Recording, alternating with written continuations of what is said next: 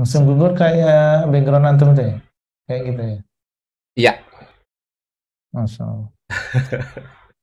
Nah, Ustadz, Ya. mungkin kita akan mulai. Untuk itu, silakan, Ustadz. Baik, bismillahirrahmanirrahim. Assalamualaikum warahmatullahi wabarakatuh. Alhamdulillah, Rabbil alamin. Wa asyhadu an la ilaha illallah wahdahu la syarikalah. Wa asyhadu anna Muhammadan abduhu wa rasuluhu sallallahu alaihi wa ala alihi wa ashabihi wa tabi'ina lahum bi ihsanin ila yaumiddin wa sallama tasliman katsiran amma ba'd. Alhamdulillah, kita bersyukur kepada Allah Subhanahu wa taala dan memuji Allah yang telah banyak memberikan kenikmatan kepada kita semuanya. Tentunya kenikmatan yang paling besar ayyuhal ikhwah dan juga akhwat adalah nikmatul Islam. Allah Subhanahu wa taala memberikan hidayah kepada kita semuanya, berikan hidayah kita semuanya kepada Islam yang dengannya seseorang akan meraih kebahagiaan yang sebenarnya baik di dunia maupun di akhirat. Dan alhamdulillah juga Allah SWT masih memudahkan kita semuanya untuk melangkah bersama menuntut ilmu agama yang merupakan cara yang paling mudah untuk masuk ke dalam surganya Allah SWT, sebagaimana di dalam sebuah hadis, man yuridillahu bihi khairan yufaqihu fid din. Barang siapa yang Allah kehendaki kebaikan, maka Allah akan menjadikan dia paham tentang agamanya. Dan tentunya kenikmatan-kenikmatan yang lain, nikmat sehat, nikmat rezeki, nikmat waktu luang, nikmat keluarga, dan kenikmatan-kenikmatan yang tidak terhitung dan juga tidak terhingga yang dikatakan oleh Allah Azza wa Jalla, wa in ta'uddu ni'matallahi la tuhsuha. Seandainya kalian menghitung nikmat Allah, niscaya kalian tidak akan bisa menghitungnya. Setiap waktu dan setiap detik kita tidak terlepas dari nikmat Allah SWT, sehingga tentunya merupakan kewajiban bagi seorang hamba adalah bersyukur atas segala nikmat yang Allah SWT berikan kepada seseorang. Insyaallah setelah lama kita kosong ya, vakum, akan kita lanjutkan kembali pembahasan kitab Al-Arba'in An-Nawawiyah yang ditulis oleh Al-Imam An-Nawawi rahimahullah. Dan insyaallah malam ini masuk pada hadis yang ke-17. Dan sebagaimana biasanya, sebelum kita jelaskan hadis ini, terlebih dahulu kita mendengar pembacaan matan ini oleh salah seorang dari peserta. Fadhal. Nah, Ustadz. Bismillahirrahmanirrahim.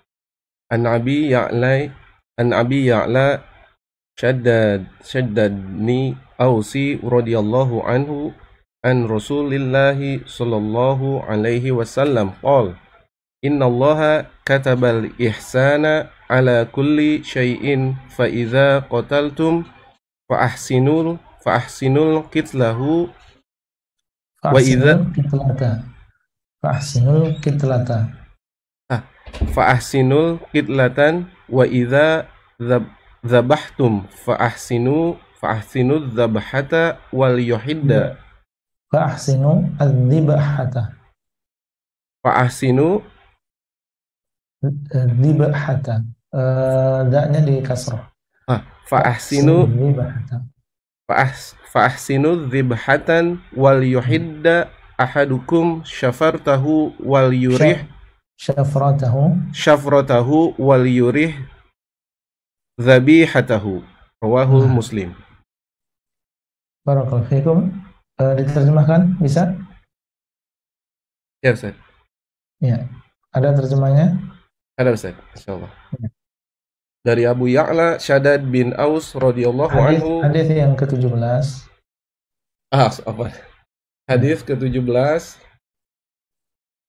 Dari Abu Ya'la Shaddad bin Aus radhiyallahu anhu, dari Rasulullah Shallallahu alaihi wasallam bersabda, sesungguhnya Allah telah menetapkan perbuatan baik, ihsan atas segala sesuatu. Jika kalian membunuh, maka berlakulah baik dalam hal tersebut. Jika kalian menyembelih, berlakulah baik dalam hal itu. Hendaklah kalian mengasah pisaunya dan menyenangkan hewan sembelihannya. Hadis riwayat Muslim. Baik. Barakallahu fikum. Al-Imam An-Nawawi rahimahullah beliau mengatakan al-haditsu as-sabi'a asyara. Hadis yang ke-17 di antara 42 hadis yang dibawakan oleh beliau di dalam Al-Arba'in An-Nawawiyah,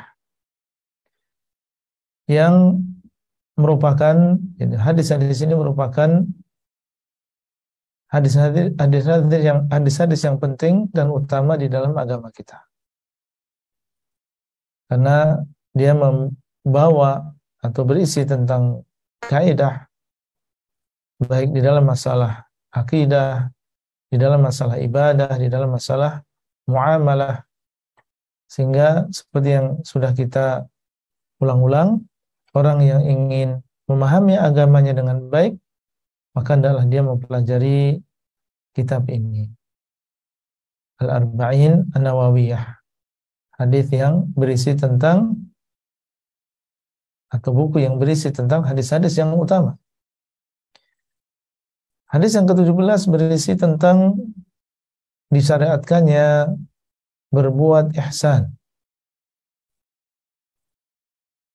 Dan yang dimaksud dengan ihsan adalah berbuat baik atau memaksimalkan, memperbaiki ketika dia melakukan sesuatu.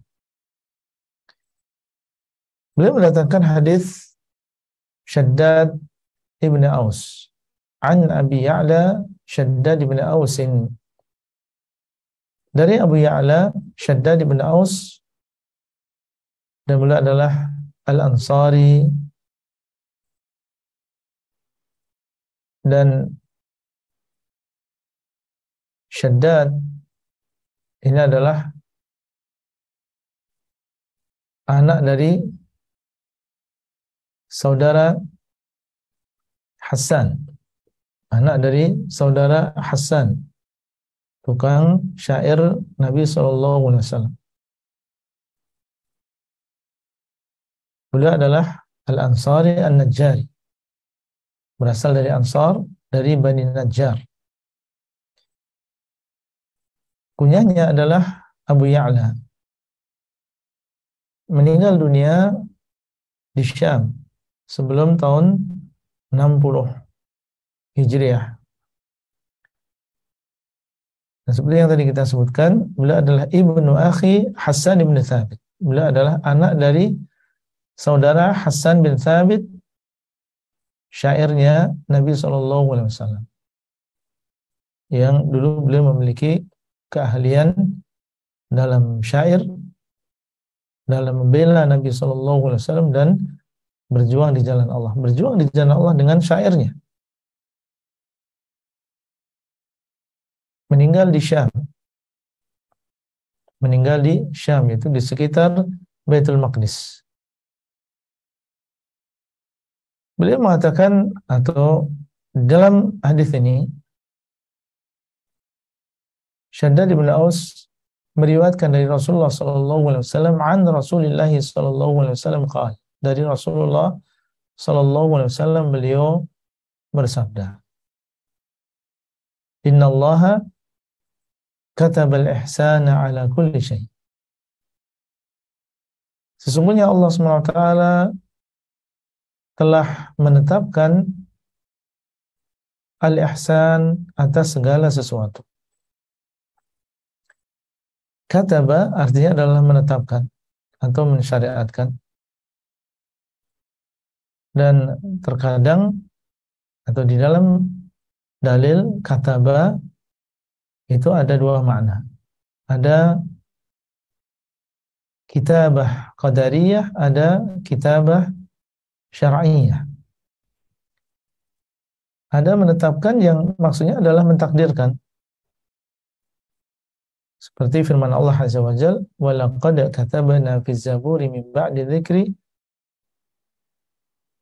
anna al-ardha yarithuha ibadiyas salihun." Dan sungguh kami telah menetapkan di dalam kitab setelah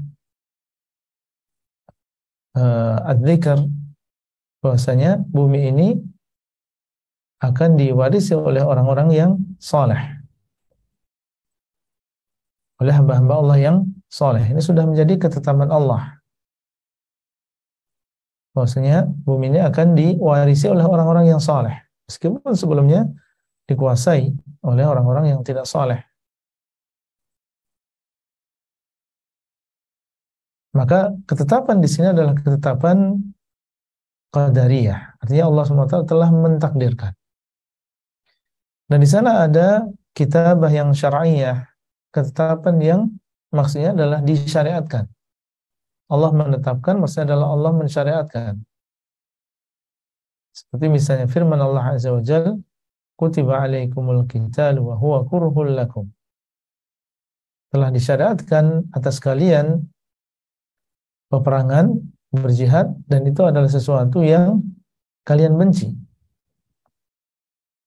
Maksudnya adalah tabiat manusia benci yang dinamakan dengan peperangan, meninggalkan keluarga, mengorbankan jiwanya, mengorbankan hartanya. Tabiat manusia itu senang dengan keluarga, berkumpul dengan mereka, sehat dalam keadaan tidak terluka. Kutiba alaikumul qital. Allah SWT telah menetapkan atas kalian, telah ditetapkan atas kalian peperangan, dan dia adalah sesuatu yang kalian benci.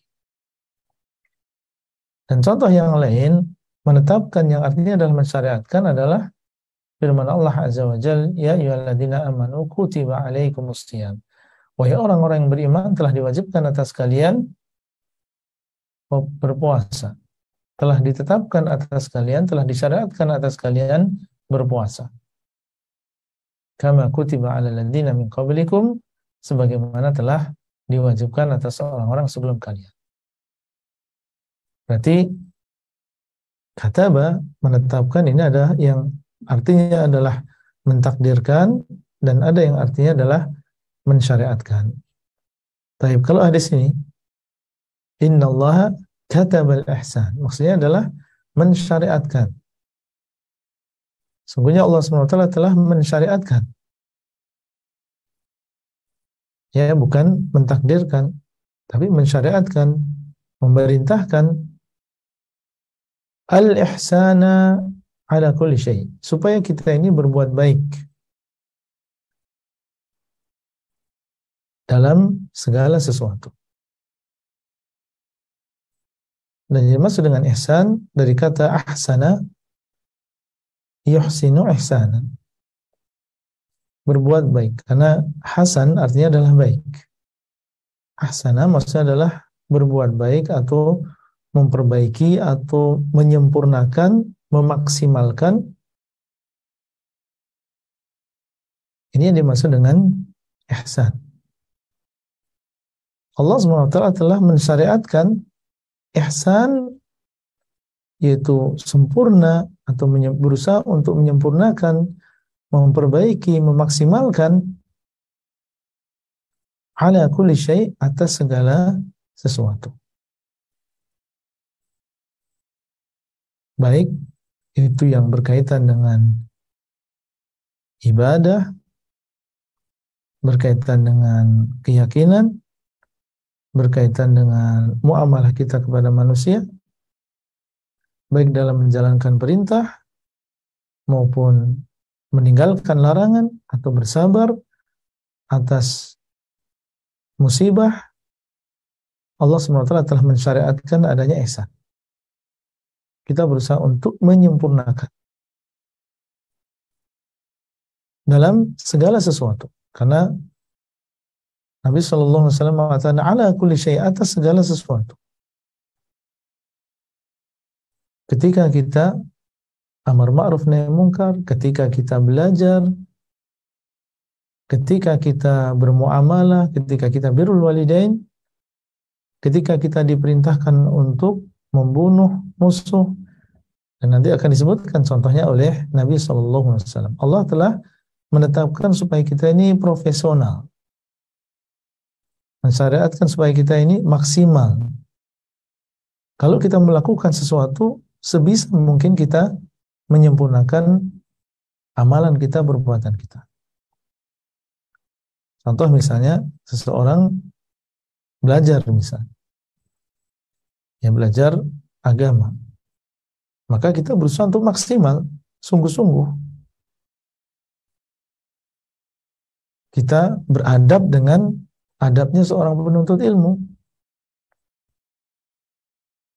Datang tepat waktu, menulis, berusaha untuk memahami dengan baik, tidak menyibukkan diri dengan perkara yang lain. Kita berusaha untuk sempurna, maksimal dalam melakukan perbuatan kita. Terus kalau misalnya ada yang kurang jelas, maka ditanyakan, kita ingin menyempurnakan pemahaman kita.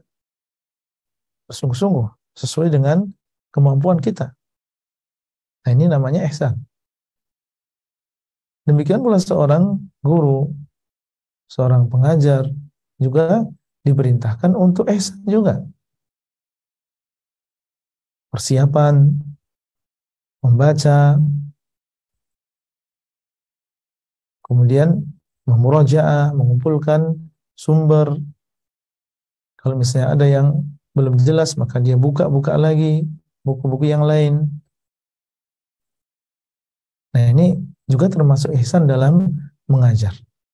Jangan seseorang ya bermalas-malasan dalam melakukan sesuatu, separuh-separuh, setengah-setengah dalam melakukan sesuatu. Kita disyariatkan untuk ihsan. Demikian pula ketika seseorang misalnya beribadah, maka kita juga disyariatkan untuk ihsan. Bagaimana ibadah kita ini benar-benar sempurna, baik dari sisi batin kita berusaha untuk ikhlas lillahi ta'ala, tidak ada riya, tidak ada sum'ah. Ini termasuk ihsan. Kita berusaha untuk menyempurnakan amalan kita. Bagaimana amalan kita lillah? Bagaimana amalan kita persis dengan yang dilakukan oleh Rasulullah SAW? Ini juga termasuk ihsan. Jangan kita beramal sesuai dengan hawa nafsu kita. Perhatikan, apakah amalan kita sesuai dengan cara Nabi atau tidak? Karena ini adalah termasuk ihsan. Kita ingin sempurna, ingin maksimal di dalam amal soleh kita. Ketika seseorang berakhlak dan bermuamalah kepada manusia juga demikian. Ketika kita berakhlak dengan bergaul dengan istri kita, bagaimana kita menjadi seorang laki-laki, menjadi seorang suami yang maksimal, yang sebagaimana yang Allah inginkan, yang bertanggung jawab dari sisi nafkah, bertanggung jawab dari sisi memberikan pengajaran kepada mereka, mengajarkan kepada mereka adab. Dan seseorang menyadari bahwa dia akan ditanya oleh Allah SWT di hari kiamat, maka dia berusaha semaksimal mungkin sebagaimana dia bersungguh-sungguh dalam mencari uang, bekerja, maka dia pun harus sungguh-sungguh dalam mendidik anak-anaknya dan juga mengajarkan adab, mengajarkan ilmu kepada istrinya, mengajarkan agama kepada keluarganya. Dia berusaha menjadi seorang suami, menjadi seorang bapak yang benar-benar seperti yang diinginkan oleh Allah Azza wa Jalla. Ini namanya ihsan. Demikian pula kita sebagai seorang istri juga demikian. Ihsan, maksimal. belajar bagaimana menjadi seorang istri yang salihah, yang bertanggung jawab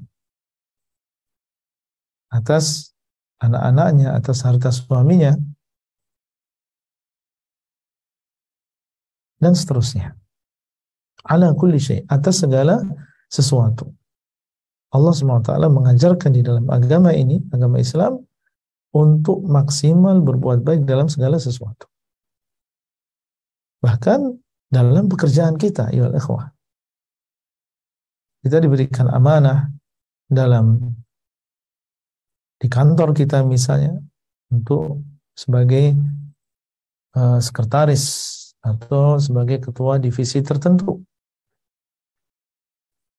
Maka Allah SWT senang dengan orang-orang yang melaksanakan amanah. Di antara sifat orang-orang beriman adalah mereka melaksanakan amanah. Alladzina hum li amanatihim wa ahdihim ra'un. Mereka adalah orang-orang yang menjaga amanah mereka, menjaga perjanjian mereka.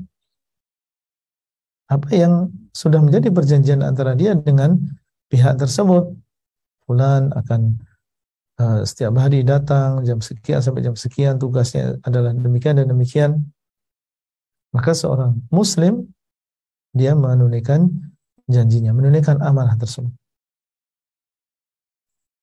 Ataupun yang bekerja misalnya sebagai pengurus di yayasan tertentu, baik dia di bagian misalnya media, atau bagian sosial, atau bagian sekretaris, atau bendahara. Ini semua adalah amanah. Kita ada perjanjian. Seorang muslim berusaha untuk melaksanakan amanah tersebut. Meskipun tidak dilihat oleh atasan, tapi dia yakin bahwasanya Allah SWT dialah yang maha melihat. Dan dialah yang akan menanyakan kepada kita tentang amanah tersebut. Laksanakan tugas kita semaksimal mungkin. Dan dalam sebuah hadis Nabi SAW menyebutkan, innallaha ahabba min abdihi idza amila amalan ayutqinahu. Sesungguhnya Allah SWT senang apabila seorang hamba dia mengamalkan sebuah amalan, kemudian dia mengitsqannya. Dia berusaha untuk profesional, dia berusaha untuk memaksimalkan amalan tersebut. Inilah yang diajarkan oleh Islam, ayyuhal ikhwah. Ini adalah termasuk kebaikan Islam. Mereka profesional dalam mengamalkan amalan mereka bukan karena dunia. Mereka lakukan itu karena ini adalah bagian dari agama. Inilah yang diajarkan Islam. Kalau misalnya di sana ada sebagian orang Islam yang tidak profesional dalam melakukan tugasnya, maka ini adalah kesalahan dari oknum tertentu. Islam tidak mengajarkan yang demikian. Kita berusaha untuk maksimal dan berusaha untuk sempurna, dan apabila di sana ada kekurangan setelah kita berusaha, maka itu adalah sesuatu yang insya Allah mendapatkan uzur. Kita sudah berusaha. Dan kesempurnaan tentunya hanyalah milik Allah. Seandainya ada seseorang yang sudah berusaha tapi ternyata di sana ada kekurangan, maka yang dinilai dia adalah usahanya dia. Dan kekurangan pasti ada. Amalan makhluk, amalan manusia pasti di sana ada kekurangan bagaimanapun dia berusaha untuk melakukannya. Yang kita lihat adalah bagaimana usaha dia untuk bisa maksimal dan sempurna di dalam amalan tersebut. Inilah Islam. Innallaha katabal ihsana ala kulli syai. Atas segala sesuatu. Bahkan ternyata ketika kita berhadapan dengan musuh, di mana musuh tersebut berusaha untuk membunuh kita, untuk melukai kita, atau berhadapan dengan seorang yang akan dihukum karena dia melakukan kemaksiatan. Dia membunuh orang lain, kemudian akhirnya dihukum qisas, dibalas, dibunuh. Sebagaimana firman Allah Azza wa Jalla, kutiba alaikumul qisasu fil qatla. Telah diwajibkan atas kalian qisas di dalam orang-orang yang terbunuh. Artinya orang yang membunuh harus dibunuh. Bahkan dalam perkara yang seperti ini, ternyata kita juga diwajibkan untuk berbuat ihsan. Bukan sembarangan mentang-mentang ini adalah membunuh orang yang membunuh orang yang berbuat maksiat, kemudian kita sembarangan dalam membunuhnya, menyiksanya. Nah, karena itu Nabi SAW mengatakan setelahnya, Inna Allah katabal ihsana ala kulli syai' fa idza qataltum fa ahsinul qitlata. Kalau kalian membunuh, maka perbaikilah, berbuat ihsanlah dalam bentuk atau cara membunuhnya. Ya, hendaklah kalian perbaiki di dalam cara membunuhnya. Bagaimana ihsan dalam masalah ini? Ihsan, berbuat baik dalam masalah ini adalah bagaimana supaya cara tersebut sesuai dengan syariat. Karena yang dituntunkan oleh Allah Azza wa Jalla itulah yang paling baik. Itulah yang paling hasan. Itulah yang paling baik. Fa'ahsinul qitlata, maka adalah kalian baik dalam cara membunuhnya. Ya, kalau dalam Islam asalnya seseorang yang dia telah diputuskan oleh penguasa, dikisos, dibunuh karena dia telah membunuh orang lain, maka dia penggal lehernya, ya, ditebas lehernya dengan pedang. Ya, seperti di negara Saudi Arabia ditegakkan yang demikian. Orang yang membunuh siapapun dia, baik laki-laki maupun wanita, baik keluarga raja ataupun bukan keluarga raja, kalau memang sudah jelas dia adalah pembunuh dan sengaja dia membunuh, maka akan ditegakkan qisas. Diumumkan sehingga manusia datang, kemudian didatangkan orang tersebut, kemudian dipenggal lehernya dengan sekali tebas. Fa'ahsinul qitlata, maka hendaklah kalian berbuat baik dalam membunuhnya. Jangan, dan itu adalah yang paling baik, itu dengan menebas dengan pedang. Itu yang paling baik. Adapun cara-cara yang lain seperti yang dilakukan di sebagian negara, bukan negara Islam, misalnya dengan menyetrum atau dengan cara-cara yang lain, menurut mereka itu adalah yang paling baik, tapi sebenarnya itu adalah bukan cara yang paling baik. Yang paling baik, yang paling cepat menurut penelitian adalah memang seperti yang diajarkan dalam agama Islam, yaitu dengan menebas, ya, lehernya. Ini yang paling baik, bukan dengan cara yang lain. Ada yang membunuhnya dengan cara digantung, hukum gantung. Ada yang ditembak, ya, ditembak. Ada dengan disetrum. Maka cara-cara seperti ini, wallahu alam, ini bukan termasuk ihsan dalam membunuh. Penelitian menunjukkan bahwasanya yang paling cepat menjadikan seseorang meninggal dunia adalah dengan menebas lehernya. Dan inilah yang dilakukan di zaman Rasulullah SAW, para khulafaur rasyidin, al-mahdiyin. Baik. Kemudian di sana ada pengecualian, yaitu apabila disebutkan oleh para ulama ketika seseorang membunuh orang lain dengan cara menyiksanya, maka dia dibunuh dengan cara seperti itu. Seperti misalnya kisah Oraniyin, di mana disebutkan dalam sebuah hadis ada beberapa orang yang mereka datang ke kota Madinah. Mereka adalah Oraniyin, orang-orang dari Urainah, datang kepada Rasulullah SAW di kota Madinah. Kemudian mereka meminta pertolongan. Datang dalam keadaan meminta pertolongan. Mereka dalam keadaan sakit. Kemudian Nabi SAW menyuruh mereka untuk keluar dari kota Madinah dan menyuruh mereka untuk datang ke gerombolan onta dan disuruh untuk meminum dari air kencingnya dan juga dari susunya sebagai obat. Akhirnya mereka pun melakukan. Ketika mereka minum, akhirnya mereka pun sehat.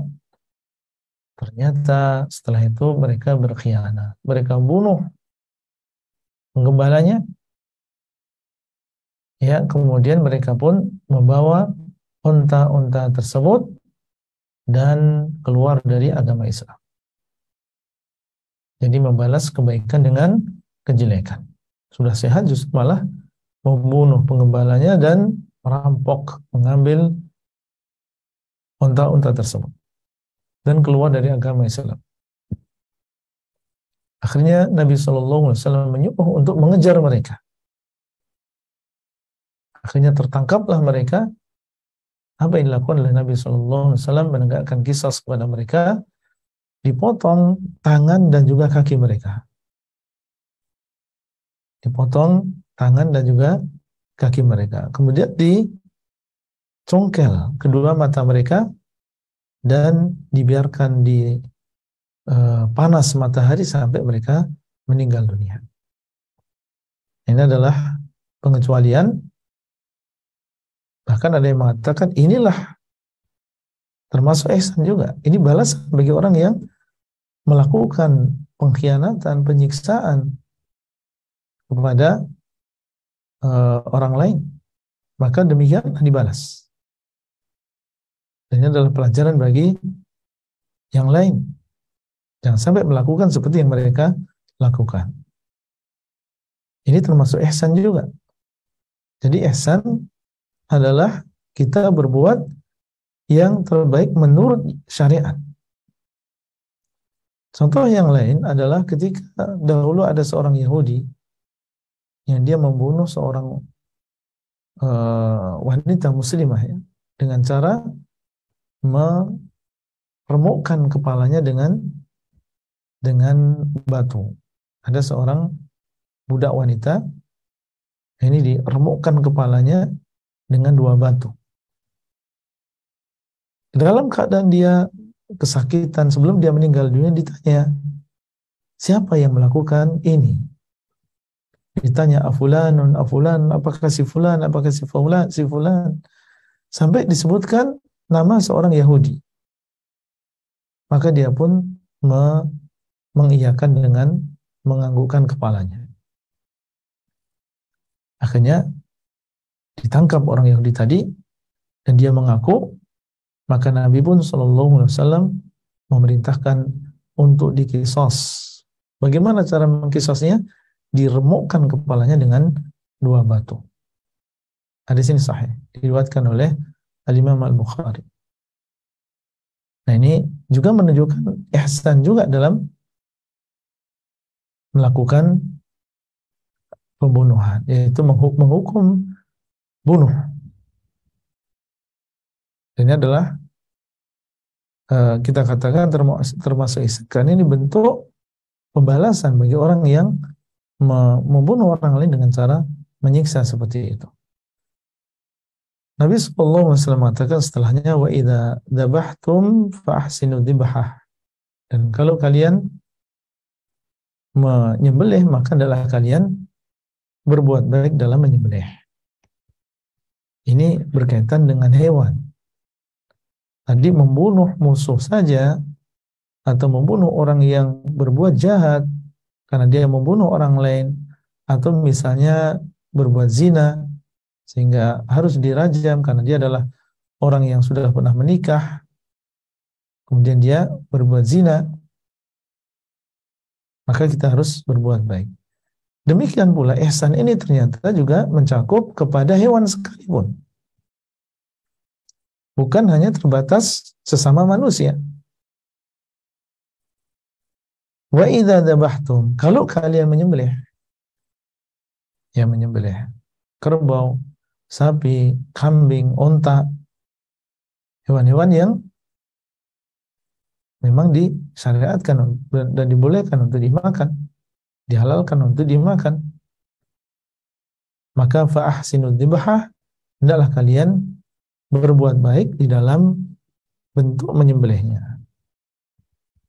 Tentunya sekali lagi, baik di sini menurut apa? Menurut syariat.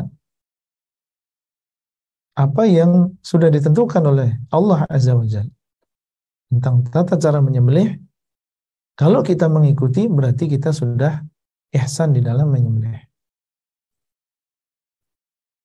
Siapa yang halal sembelihannya? Seorang muslim atau seorang kitabi, seorang ahlul kitab, baik orang Yahudi maupun Nasrani. Kemudian disembelih dengan benda sampai mengeluarkan darah, ya, dan disembelih maksudnya adalah dipotong lehernya sehingga terputus jalur darah, ya, dan di sana ada 2 jalur darah yang dipotong ketika menyembelih hewan. Dan sunnahnya dan lebih sempurna adalah memotong juga kerongkongan dan juga tenggorokan, jalur makanan dan juga jalur nafasnya. Jadi ada 4 yang dipotong, 2 jalur darah, kemudian jalur makanan dan juga jalur nafas. Tentunya semakin sempurna, berarti kita semakin ihsan, semakin berbuat baik. Disyaratkan untuk mengucapkan bismillah. Dan ini adalah termasuk ihsan juga. Kalau sampai tidak menyebut bismillah, lupa misalnya, maka tidak sah. Dan tidak boleh dimakan. Karena Allah SWT mengatakan, وَلَا تَأْكُلُوا مِمَّا لَمْ يُذْكَرِ اسْمُ اللَّهِ عَلَيْهِ. Dan janganlah kalian memakan apa yang tidak disebutkan nama Allah. Wa innahu lafisq, dan sesungguhnya yang demikian adalah kefasikan. Kita diperintahkan dan diperbolehkan untuk memakan yang memang sudah disebutkan nama Allah. Disunahkan untuk mengatakan Allahu Akbar. Semakin sesuai dengan syariat, maka semakin ihsan di dalam menyembelih. Kemudian beliau di sini menyebutkan contoh ihsan berbuat baik kepada hewan. Contoh ihsan di dalam menyembelih. Tadi sudah disebutkan. Nah, di sini beliau menyebutkan contohnya. Wal yuhidda ahadukum syafratahu. Dan hendaklah salah seorang di antara kalian mempertajam pisaunya. Pisau yang mau digunakan untuk menyembelih pertajam. Kenapa demikian? Karena ketika tajam pisaunya, dia bisa sekali menggerakkan pisaunya, ini sudah langsung terputus jalur darahnya, jalur makanannya, jalur nafasnya. Sehingga lebih cepat dia meninggal dunia. Berbeda kalau dia memiliki pisau yang tidak tajam. Maka dia butuh beberapa kali untuk memotong jalur-jalur tersebut. Dua-duanya sah. Baik yang tajam ataupun yang tidak tajam, dua-duanya sah. Akan tetapi tentunya yang lebih besar pahalanya kalau dia tajam. Kita ingin maksimal, kita ingin sempurna di dalam menyembelih hewan tersebut. Wal yuhidda ahadukum syafratahu. Adalah salah seorang di antara kalian mempertajam pisaunya supaya cepat meninggal dunia, supaya dia cepat mati, tidak merasakan kesakitan yang lama. Wal yurih dzabihatahu, dan adalah dia mengistirahatkan, membahagiakan, menyantaikan hewan sembelihan. Ya, menjadikan dia tidak takut. Ya, dia akan mati, dia akan disembelih, tapi jangan ditakut-takuti, jangan dibuat dia mati dua kali. Misalnya, dijadikan dia melihat temannya sedang disembelih. Sedang disembelih temannya dan dia berada dekat dengan temannya tadi dalam keadaan melihat temannya disembelih. Ini nggak boleh. Ini menyiksa dia, menjadikan dia ketakutan. Memang dia akan mati, cuma jangan diperlakukan seperti itu. Jadikan dia tidak takut ketika akan disembelih. Jangan sampai dia melihat temannya disembelih. Atau misalnya seseorang mengasah pisau di depan mata sembelihnya tadi. Ini juga termasuk tidak berbuat baik kepada hewan. Islam adalah agama yang sempurna, memiliki banyak kebaikan, termasuk di antaranya kepada hewan pun kita diperintahkan untuk berbuat ihsan. Hewan yang akan kita sembelih, yang sebentar lagi akan kita makan, kita disuruh untuk berbuat ihsan. Itulah kebaikan Islam. Bahkan yang tadi itu, yang sebelumnya, masalah membunuh, sebagian ada yang menjelaskan, bukan hanya masalah pembunuhan qisas saja, sampai ketika kita akan membunuh hewan yang mengganggu kita, misalnya ada ular yang mengganggu, kemudian kita akan membunuhnya, tikus, kita akan membunuhnya, maka bunuhlah dengan cara yang baik. Jangan kemudian kita menyiksanya, dipotong telinganya atau diiris-iris, biarkan dia kesakitan, atau dengan cara membakarnya. Ya, kita bagaimana supaya dia meninggal dunia dengan cara yang cepat. Nah, wal yurih dzabihatahu, dan adalah dia mengistirahatkan, menjadikan santai hewan yang akan disembelih. Ayyuhal ikhwah dan juga ayyuhal akhwat, para peserta kajian sekalian, inilah kebaikan agama Islam yang kita peluk. Dan dia adalah agama yang hak, agama yang benar, agama yang sempurna. Barang siapa yang berpegang teguh dengan agama ini, maka dia akan sukses, maka dia akan selamat, maka dia akan bahagia di dunia dan juga di akhirat. Semoga bermanfaat. Dan beliau mengatakan, rawahu Muslim, hadis ini diriwayatkan oleh al-Imamu Muslimun, yaitu di dalam sahihnya. Insyaallah sampai di situ dulu, dan masih ada waktu sekitar 13 menit. Kita berikan kesempatan bagi para peserta kajian semuanya, baik yang ada di Eropa maupun yang ada di Indonesia atau di mana saja, silahkan. Dan kita harapkan tentunya pertanyaan yang berkaitan erat dengan materi yang kita sampaikan malam ini. Ustaz. Jazakallah khair, barakallahu fiikum. Terima kasih atas penjelasannya Ustaz. Dari hadis dengan pokok pembahasan senantiasa berbuat ihsan. Ada beberapa pertanyaan yang masuk. Sebelum Ana ke penanya yang langsung, mungkin Ana bacakan dulu. Assalamualaikum warahmatullahi wabarakatuh. Afwan Ustadz, izin bertanya, kalau kita tidak meminjamkan pinjaman uang dengan seseorang karena orang tersebut sering tidak tepat waktu dalam pengembaliannya, apakah ini termasuk berbuat ihsan? Mohon penjelasannya Ustaz, jazakallah khair. Ya. Meminjamkan orang atau meminjami orang lain uang ini adalah termasuk berbuat baik kepada orang lain.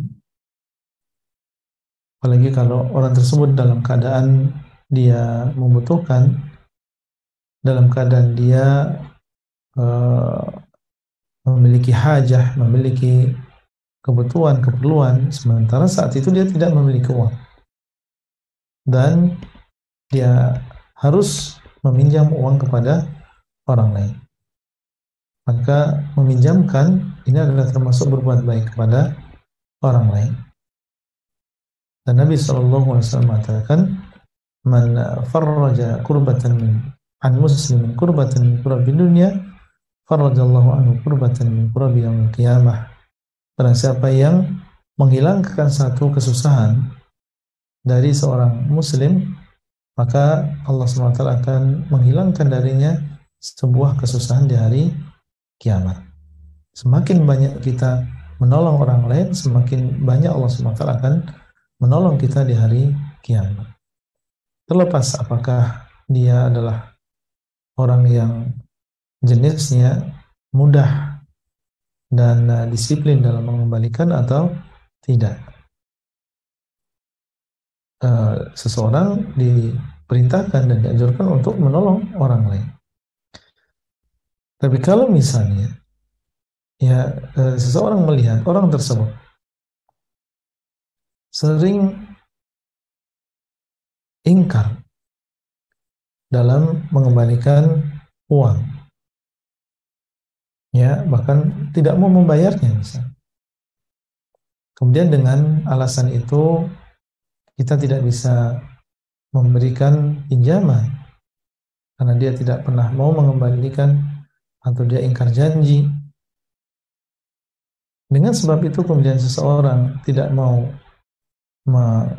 memberikan pinjaman, padahal orang tersebut sebenarnya mampu. Orang tersebut punya uang.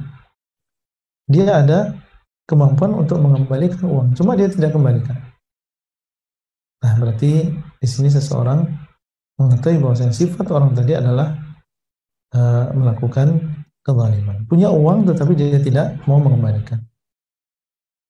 Sehingga seandainya seseorang tidak mau meminjamkan uang tadi kepada orang yang jenisnya seperti itu, dia punya alasan, tidak masalah.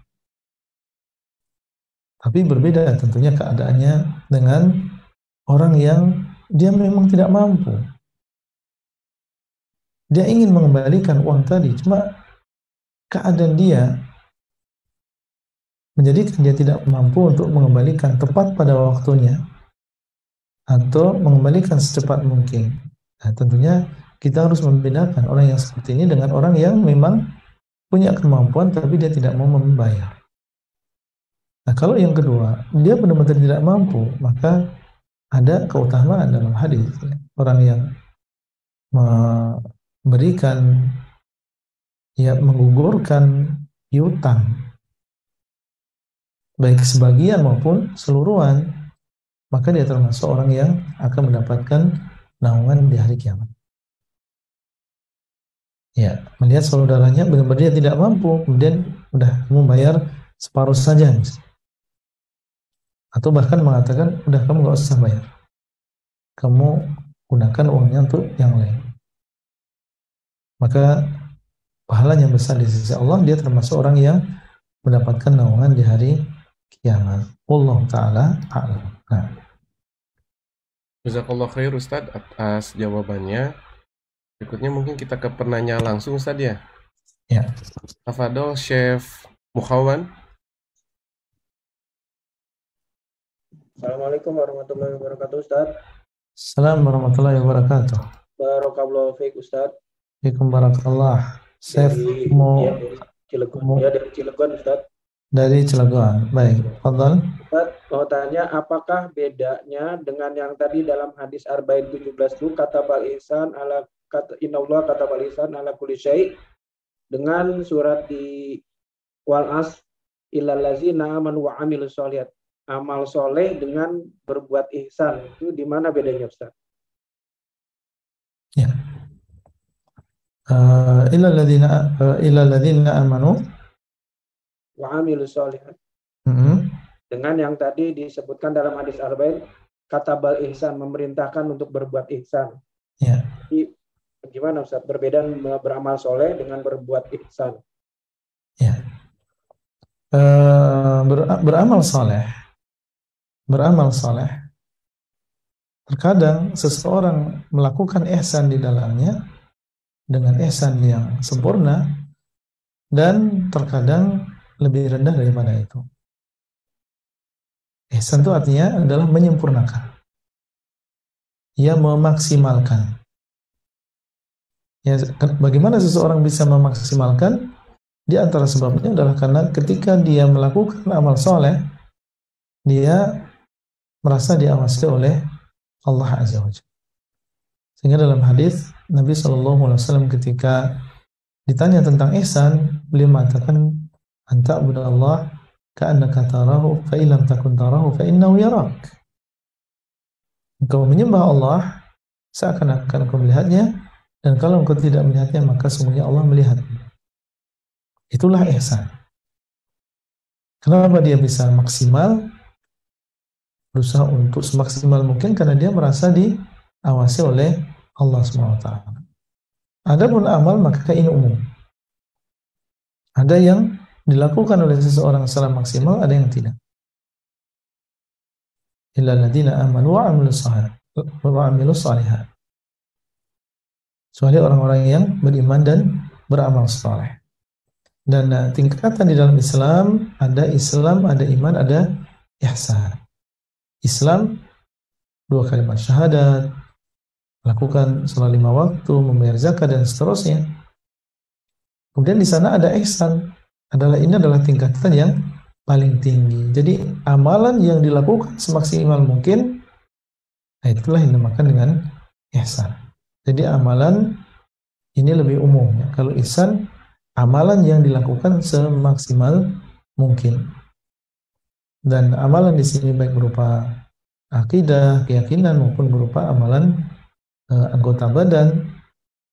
Nah, wallahu ta'ala a'lam. Jazakallahu khair Ustaz atas jawabannya. Mungkin satu pertanyaan lagi Ustaz ya? Masih 5 menit kalau Ya. mau. Ya. Assalamualaikum Ustaz, mohon bertanya bagaimanakah berbuat ihsan kepada atasan Nasrani yang sering mengkritik Islam? Jazakallah khair. Berbuat ihsan kepada seorang atasan yang dia beragama selain agama Islam dan sering mengkritik Islam adalah dengan mengajaknya kepada Islam. Ya, mengingatkan dia tentang jeleknya apa yang dilakukan, salahnya yang dia lakukan. Tentunya tidak mungkin bisa melakukan yang demikian kecuali kalau kita juga memiliki ilmu. Demikian pula ihsan adalah kita membalas perbuatan dia dengan cara yang baik, berakhlak kepadanya dengan akhlak yang baik. Wala tastawil hasanatu wala sayyi'ah. Tidak sama antara kebaikan dengan kejelekan. Idfa' billati hi ahsan. Ya, balaslah dengan cara yang lebih baik. Dia mengkritik, menjelek-jelekkan Islam, antum tunjukkan akhlak antum sebagai seorang muslim tanpa mengorbankan agama antum. Antum dakwai dia dengan cara yang hikmah. Patahkan hujahnya. Dan bandingkan antara agama ini dengan apa yang ada di dalam ajaran mereka. Bagaimana kerusakan di dalam agama mereka? Perzinaan, minum-minuman keras, penghinaan terhadap wanita, menyia-nyiakan orang tua, kerusakan remaja dan juga anak-anak. Lihat kerusakan yang ada di dalam di negeri mereka, pembunuhan, bunuh diri. Bandingkan dengan negara Islam, bagaimana keadaan wanita mereka, meskipun di sana juga ada kekurangan. Tapi ketika dibandingkan mereka lebih suci, lebih terjaga, akhlak mereka juga baik, jarang terjadi pembunuhan dan juga bunuh diri. Nah ini semoga dengan cara demikian bisa menyadarkan orang tersebut, dan betapa banyak orang yang sebelumnya dulu benci terhadap Islam, mengkritik Islam, kemudian berlalu waktu dan akhirnya dia mendapatkan hidayah. Jangan kita putus asa, dan semoga ini adalah termasuk ihsan di dalam dakwah. Ihsan di dalam dakwah, bagaimana kita berdakwah sesuai dengan apa yang Allah inginkan. Wajadilhum billati hiya ahsan. Dalam kau mendebat mereka dengan cara yang paling baik. Kalau misal dia termasuk orang yang bukan orang yang mau menerima, ya dia termasuk jenis orang yang memang maunya menentang, termasuk berbuat ihsan di dalam masalah ini, ya dibiarkan saja. Ya, kita biarkan saja, kita laksanakan tugas kita. Karena orang yang seperti ini, kita apapun yang kita sampaikan dia tidak mau menerima. Tapi ada sebagian ahlul kitab orangnya kelihatan khair. Ya, kelihatannya orang baik. Saat ini kita mengucapkan, dia mau menerima. Maka masing-masing berbeda keadaannya, dan yang dimaksud dengan ihsan adalah kita lakukan sebagaimana yang diinginkan oleh Allah sesuai dengan keadaan-keadaan tersebut. Dan tentunya masing-masing orang kafir tadi berbeda keadaannya, berbeda sifatnya. Nah, sangat relate Ustadz dengan keadaan di negeri Eropa atau negeri Barat sini Ustadz. Insya Allah jawaban dari Ustadz akan menambah juga giroh pada kami yang berada di luar Indonesia, khususnya di negara Barat, untuk ya tadi berdakwah Ustadz semaksimal mungkin dan menjadi suri tauladan insya Allah Ustadz. Jazakumullah khairan Ustadz atas penjelasannya, atas jawaban yang telah diberikan kepada para pertanyaan, dan karena memohon maaf kepada para penanya yang belum dibacakan pertanyaannya. Dan Anda juga memohon maaf atas segala kekurangan yang ada pada kajian hari ini. Insya Allah kedepannya kita akan lebih baik lagi, dan insya Allah kita akan bertemu di pembahasan hadis ke-18 ya Ustaz. Insya Allah. Ya, Ana mungkin akan tutup dengan doa kafaratul majlis. Subhanakallahumma wa bihamdika asyhadu an la ilaha illa anta astaghfiruka wa atubu ilaik. Sekali lagi jazakumullah khairan. Assalamualaikum warahmatullahi wabarakatuh. Waalaikumsalam warahmatullahi wabarakatuh.